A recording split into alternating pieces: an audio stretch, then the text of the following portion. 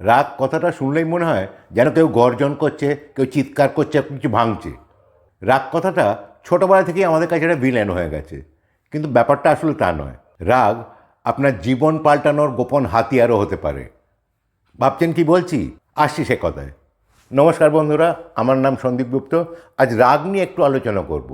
আজ আমি যে আলোচনাটা করব এটা 4টে পয়েন্টে করা যাক, তাহলে সবারই বুঝতে সুবিধা হবে।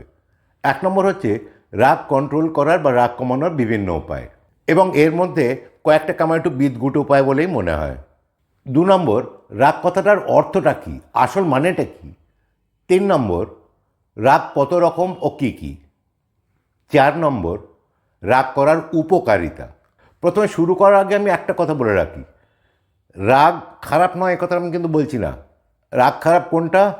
বদরাগ। একমাত্র বদরাগটা খারাপ, কিন্তু বদরাগটা রাগ কথার জন্য খারাপ না, বদরাগটা বদ কথার জন্য খারাপ।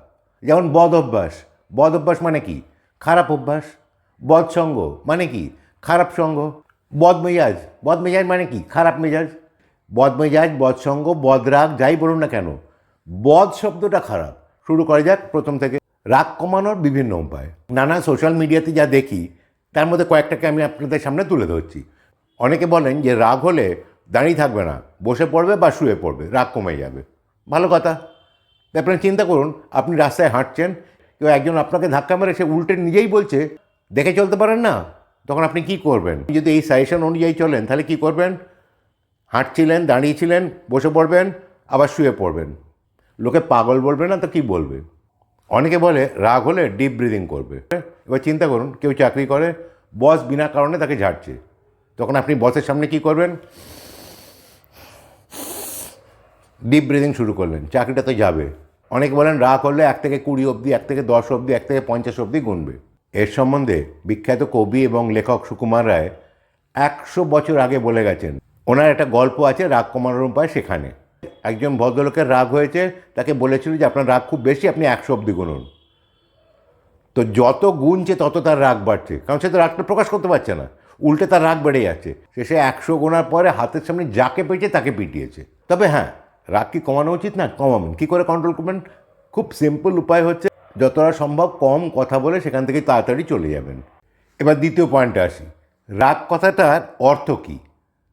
রাগ কথাটার নানা অর্থ আছে। প্রথম কথা, রাগ মানে হচ্ছে একটা অনুভূতি, যা স্নেহ, মমতা, ভালোবাসা, প্রেম, ক্রোধ বা রোষও হতে পারে।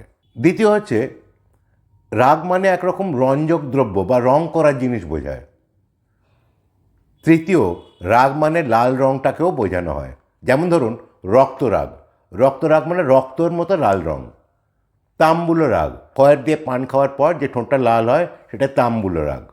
অরুণ রাগ, অরুণ বা সূর্য যখন ওঠে সেই সময় আকাশে যে লাল রঙটা হয় সেটাকে অরুণ রাগ বলে। এছাড়া আপনারা তো জানেনই, রাগ মানে এক রকমের গানের সুর। তো এবার আসি 4 নম্বর পয়েন্টে, রাগ করার উপকারিতা। 1 নম্বর, রাগ মনের চাপ কমায়। রাগ করলে অনেক সময় মনের মধ্যে জমে থাকা দুঃখ বা হতাশা বেরিয়ে আসে, এটা এক রকমের থেরাপি। 2 নম্বর, রাগ সাহস বাড়ায়। কখনো কখনো রাগ আপনাকে এমন সাহস দেয় যে আপনি বড় কোনো সিদ্ধান্ত নিতে পারেন, যা শান্ত মাথায় সম্ভব নয়। 3 নম্বর, রাগ আপনার এনার্জি বাড়ায়। রাগ হলে শরীরে অ্যাড্রেনালিন সিক্রেশন বা নিঃসরণ বাড়ে, যা কাজের গতি কয়েক গুণ বাড়িয়ে দেয়। তাই অনেক সময় দেখবেন রাগের পর আপনি প্রচণ্ড স্পিডে কাজ করছেন, অর্থাৎ কাজের দুনিয়া কাঁপিয়ে দিয়েছেন। 4 নম্বর, রাগ সীমা বুঝতে শেখায়। রাগ আপনার নিজের সীমা ও সীমানা চেনায়। কার কাছে কতটা সহ্য করবেন তারপরে তাকে রাগ দেখাবেন, সেটা রাগ থেকেই শেখা যায়। 5 নম্বর, রাগ সৃষ্টিশীলতার জোয়ার আনে। অনেক বিখ্যাত শিল্পী বা লেখক তাদের সেরা কাজ রাগের মুহূর্তেই করেছেন। তাই বলি, রাগে গজগজ না করে ভাবুন কিভাবে এই এনার্জিটাকে কাজে লাগানো যায়। সুতরাং বুঝলেন তো, রাগ শুধু সম্পর্ক নষ্ট করার জিনিস না, রাগের অনেক মানে হাতে, এবং ঠিকমতো ব্যবহার করলে রাগ জীবনও পাল্টে দিতে পারে। তবে মাথায় রাখবেন, অতিরিক্ত রাগ যাতে না হয়, অর্থাৎ বদ রাগটা যাতে না হয়। শেষে বলি, ভিডিওটা থেকে যদি ভালো লেগে থাকে তাহলে রাগ না করে একটা লাইক বা সাবস্ক্রাইব করে দেবেন। ধন্যবাদ।